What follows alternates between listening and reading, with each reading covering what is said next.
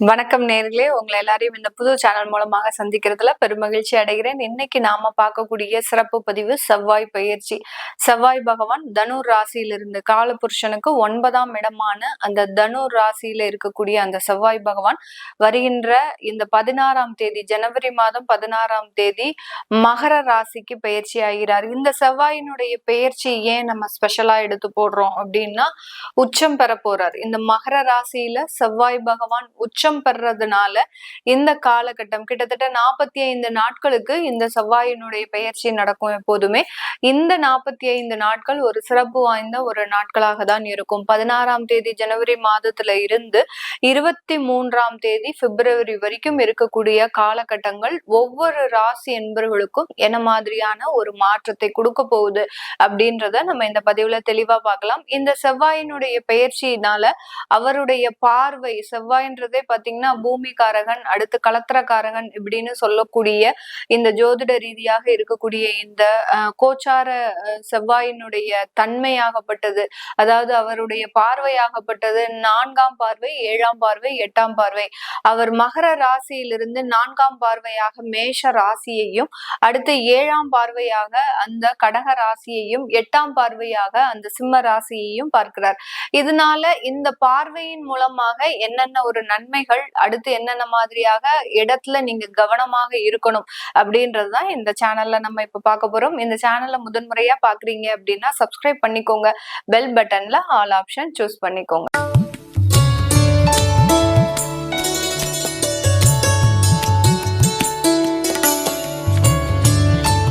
துலாம் ராசி என்பர்கள் காலபுருஷனுக்கு 7ஆம் இடத்துல இருக்கக்கூடிய நபர்கள், ஒரு பக்கத்துல இருக்கக்கூடிய ஒரு வீட்டுல இருக்கக்கூடிய நபர்களையுமே ரொம்ப எளிதாக ஒரு புது இடத்துக்கு மாற்றம் செய்து போறீங்க அப்படின்னா, இந்த துலாம் ராசி என்பர்கள் முதல்ல அங்க போய் செய்யக்கூடிய வேலை பக்கத்துல யார் யாரெல்லாம் இருக்கிறா, அவங்க யார் யாரு என்னென்ன பண்றாங்க, இப்படி அவர்களினுடைய பயோகிராஃபி அப்படின்னு சொல்லக்கூடிய அந்த அயலார் சுற்றத்தார்கள் எப்படி இருக்கிறாங்க அப்படின்னு ரொம்ப ஈஸியாக பழகக்கூடியவர்கள் இந்த துலாம் ராசி என்பர்கள். ஒரு பேச்சு திறமை அப்படின்றது இவர்களுக்கு அதிகப்படியாக இருக்கும். வசீகர தன்மை அப்படின்றதும் அதிகப்படியாக இருக்கும். இவர்களினுடைய ராசிக்கு அதிபதி சுக்கிரன் அப்படின்றதுனால ஒரு பணத்துல ரொம்ப கவனமாக இருப்பாங்க. இவர்களினுடைய வருமானத்திலையும் ரொம்ப கேர்ஃபுல்லா இருப்பாங்க.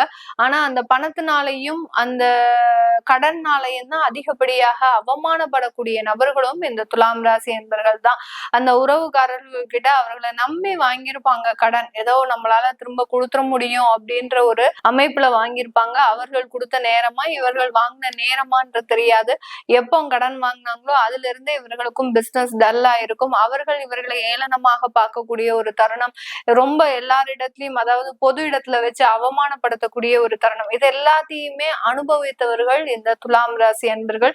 இவர்களினுடைய 4ஆம் இடத்துல செவ்வாய் உச்சம் பெற போறார். குடும்ப ஸ்தானாதிபதி, கலத்திரக்காரகன் அப்படின்னு சொல்லக்கூடிய அந்த செவ்வாய் 4ஆம் இடத்துல உச்சம் பெறும்போது இவர்களுக்கு ஒரு நல்ல ஒரு ஏற்றங்கள் அடையக்கூடிய ஒரு நேரமாக தான் இந்த 45 நாட்கள் இந்த துலாம் ராசி என்பர்களுக்கு இருக்க போகுது. 4ஆம் இடம்ன்றது சுகஸ்தானம். அந்த சுகஸ்தானத்திலேயே செவ்வாய் உச்சம் பெறாரு. இத மாதிரியான ஒரு அமைப்புகள் வேற எந்த ராசி என்பர்களுக்கும் கிடையாது. அதுவும் அந்த செவ்வாய் பாத்தீங்கன்னா உங்களுடைய குடும்பஸ்தானாதிபதி, தனஸ்தானாதிபதியுமே கூட.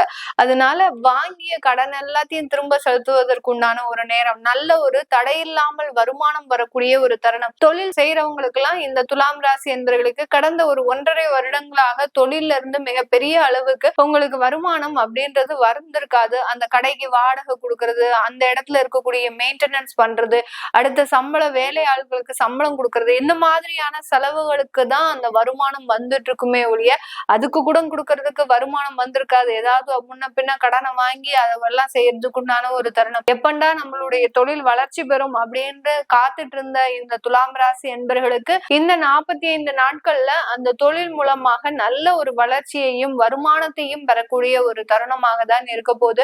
இந்த காலகட்டம் சொத்துக்கள் வாங்கக்கூடிய ஒரு நிறைய முயற்சிகள். இந்த துலாம் ராசி என்பவர்கள் பெரிதாக சொத்துக்கள் மீது ஒரு ஆசை அப்படின்றது இருக்காது.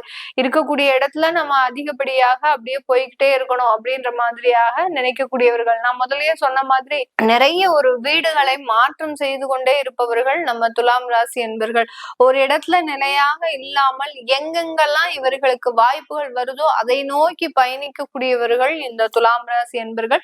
இந்த 45 நாட்கள்ல நமக்குன்னு ஒரு ஸ்திரமான ஒரு இடம் வேணும், நமக்குன்னு ஒரு சொந்த வீடு வேணும், நமக்குன்னு ஒரு சில அங்கீகாரம் வேணும், நமக்குன்னு ஒரு சமுதாயத்துல ஒரு மதிப்பு மரியாதை வேணும், இப்படி எல்லாம் இதை நோக்கி பயணிக்கக்கூடியவர்களாக மாற போறாங்க இந்த துலாம் ராசி என்பர்கள். அதற்கு அந்த செவ்வாய் உச்சம் பெற்று இவர்களுக்கு உறுதுணையாக ஒரு பக்கபலமாக இருந்து செயல்படக்கூடிய ஒரு தருணமாக இருக்கும். இப்போ ஒரு சொத்துக்கள் வாங்குறீங்க அப்படின்னா உங்களுக்கு ஒரு நல்ல ஒரு மலிவு விலையில அந்த சொத்துக்கள் கிடைக்கக்கூடிய ஒரு தருணமாக இருக்க போகுது. அந்த சொத்துக்கள் வந்த நேரம் உங்களுக்கு அடுத்த கட்ட ஒரு வளர்ச்சி அப்படின்றது கண்டிப்பாக இருக்கக்கூடிய ஒரு தருணமாக இருக்கும். புதிதாக தொழில் வாய்ப்புகள் எல்லாம் உங்களை தேடி வரக்கூடிய ஒரு தருணமாக தான் இந்த துலாம் ராசி என்பர்களுக்கு இருக்க போது. இந்த காலகட்டம் திருமணம் தடைபட்டு இருந்த நிறைய துலாம் ராசி என்பர்களுக்கு இந்த 45 நாட்கள்ல துரிதமாக திருமண ஏற்பாடுகள் நடக்கக்கூடிய ஒரு தருணம். நல்ல ஸ்டேட்டஸான ஒரு வரன் அப்படின்றது வரும். இது நாள் வரைக்கும் காத்திருந்தது நமக்கு வீண் போகல அப்படின்னு சொல்லக்கூடிய அளவிற்கு ஒரு நல்ல ஒரு மதிப்பு மிக்க மரியாதை மிக்க ஒரு வரன்கள் தானாக தேடி வரக்கூடிய ஒரு நேரமாக தான் இந்த துலாம் ராசி என்பர்களுக்கு இருக்க போகுது. இந்த மாதிரியான ஒரு திருமணம் நம்ம சொந்தக்காரங்கள்ல யாரும் பார்த்திருக்க கூடாது, அந்த அளவுக்கு அந்த திருமணம் நடக்கணும் அப்படின்ற மாதிரியாக அந்த ஒரு பிரம்மாண்டமான ஒரு அமைப்பு அந்த திருமணத்துல அப்படின்றது இந்த துலாம் ராசி என்பர்களுக்கு மிகவும் அமைப்பாக இருக்கக்கூடிய ஒரு நேரமாக இருக்க போகுது. இந்த காலகட்டம் இந்த துலாம் ராசி என்பர்கள் இந்த 4ஆம் இடத்துல இருக்கக்கூடிய அந்த செவ்வாய் பகவான் பாத்தீங்கன்னா உங்களுடைய களத்திரஸ்தானத்தையே பார்க்கிறார். அதனால திருமண முயற்சிகள் எளிதாக நடக்கக்கூடிய ஒரு நேரமாக இருக்க போது. அடுத்து உங்களுடைய 9ஆம் இடத்தை, அதாவது 10ஆம் இடத்தை பார்க்கக்கூடிய ஒரு அமைப்பாகவும் இருக்கு. செவ்வாய் 4ஆம் இடத்துல இருந்து உங்களுடைய 10ஆம் இடத்தை பார்வையிடுகிறார். அதனால நான் முதலியே சொன்ன மாதிரி புதிய தொழில் முயற்சிகள், வருமானங்கள் அதிகரிக்கக்கூடிய ஒரு தருணம். அடுத்து அந்த லாபஸ்தானத்தையும் பார்க்கறதுனால வெளிநாட்டு தொழில்கள், எக்ஸ்போர்ட் சம்பந்தப்பட்ட தொழில்கள் எல்லாம் பாத்தீங்கன்னா உங்களுக்கு நிறைய ஒரு ஆப்பர்ச்சுனிட்டிஸ், நீங்களே வெளிநாட்டுக்கு போய் அங்க புதிதாக ஒரு கிளைகளை ஆரம்பிக்கக்கூடிய ஒரு தருணம்லாம் இந்த துலாம் ராசி அன்பர்களுக்கு முழுமையாக இந்த 45 நாட்கள்ல நடக்க போகுது. இதனால உங்களுடைய ஒரு வளர்ச்சி அப்படின்றது ஒரு அபரிமிதமான ஒரு வளர்ச்சியாக தான் இந்த காலகட்டம் இந்த துலாம் ராசி என்பர்களுக்கு இருக்க போது. வேலை சம்பந்தப்பட்ட சில அமைப்புகள்ல எப்படி இருக்கும் அப்படின்னு கேட்டீங்கன்னா, அரசாங்க உத்தியோகத்துல வேலை பார்க்கிறவங்களுக்கு ஒரு நல்ல ஒரு உயர் பதவிகள் நீங்க எதிர்பார்த்திருக்கவே மாட்டீங்க. இந்த துலாம் ராசி என்பர்கள் இந்த ப்ரமோஷன்ஸ், டிரான்ஸ்பர்ஸ் இதெல்லாம் எதிர்பார்க்காம தான் அந்த அரசாங்கத்துல வேலை பார்ப்பாங்க. அந்த எதிர்பாராத நேரத்துல நல்ல ஒரு ராஜயோக வாழ்க்கை அப்படின்றது அரசாங்க உத்தியோகத்துல இருக்கக்கூடியவர்களுக்கு இந்த காலகட்டம் கண்டிப்பாக கிடைக்கக்கூடிய ஒரு தருணமாக இருக்க போது. ப்ரொஃபஷனல் ஜாப்ல இருக்கிறவங்களுக்கும் அவர்களினுடைய வேலை ரீதியான ஒரு அங்கீகாரம், இப்போ நீங்க ஒரு லாயர் கிட்டயே நீங்க அசிஸ்டண்டா ஒர்க் பண்ணிட்டு இருக்கிறீங்க அப்படின்னா நீங்க சுயமாக உங்களுடைய சொந்தமாக கிளைண்ட்ஸ் எல்லாம் பாக்குறதுக்கு உண்டான ஒரு தருணமாக இருக்கும். டாக்டர்ஸ் எல்லாம் பாத்தீங்கன்னா ஒரு நல்ல ஒரு பெரிய பெரிய ஹாஸ்பிட்டல்ல உங்களுக்கு அங்கீகாரம், உங்களுடைய தகுதிக்கு ஏற்ற ஒரு அங்கீகாரம் இதெல்லாமே கிடைக்கிறதுக்கு உண்டான ஒரு தருணமாக தான் இந்த ராசி என்பர்களுக்கு இருக்க போது. அடுத்து மெயினா பாத்தீங்கன்னா விளையாட்டு துறையில இருக்கக்கூடியவர்களுக்கு, விளையாட்டு துறையில இருக்கக்கூடியவர்கள் இந்த 45 நாட்கள்ல உங்களுடைய அந்த துறையில சார்ந்த வளர்ச்சிகள் பாத்தீங்கன்னா மிக அபரிமிதமாக இருக்கும். கடந்த ஒரு 6 மாதமாக பாத்தீங்கன்னா எல்லா இடத்துலயும் போட்டியில நீங்க கொஞ்சம் சோர்வடைந்து தோல்வி பெற்றாலும் அது ஒரு முழு முயற்சியோட நம்ம நம்பிக்கையோட திரும்ப திரும்ப நம்ம பயிற்சிகள் பண்ணணும் அப்படின்னு நீங்க நினைச்சு செய்த விஷயங்கள் எல்லாமே இந்த 45 நாட்கள் ஒரு அபரிமிதமான ஒரு வெற்றியை கொடுக்கக்கூடிய ஒரு தருணமாக தான். 7ஆம் இடத்தையும் அந்த செவ்வாய் உச்ச பார்வையாக பார்க்கறதுனால எதிரிகளாம் துவம்சம் ஆகிறதுக்கு உண்டான ஒரு தருணம். எதிரிகளை மிக எளிதாக நீங்க வெல்லக்கூடிய ஒரு தருணமாக தான் அந்த விளையாட்டு துறையில இருக்கக்கூடியவர்களுக்கு மிக ஒரு நல்ல ஒரு அருமையான ஒரு காலகட்டமாக இருக்க போது. இந்த துலாம் ராசியில் இருக்கக்கூடிய சித்திரை நட்சத்திர அன்பர்களுக்கு புதிதாக சொத்துக்கள் வாங்கக்கூடிய ஒரு தருணம், இல்ல பழைய சொத்துக்களை வாங்கி அதை ரெனோவேஷன் பண்ணக்கூடிய ஒரு தருணமாக இருக்க போது.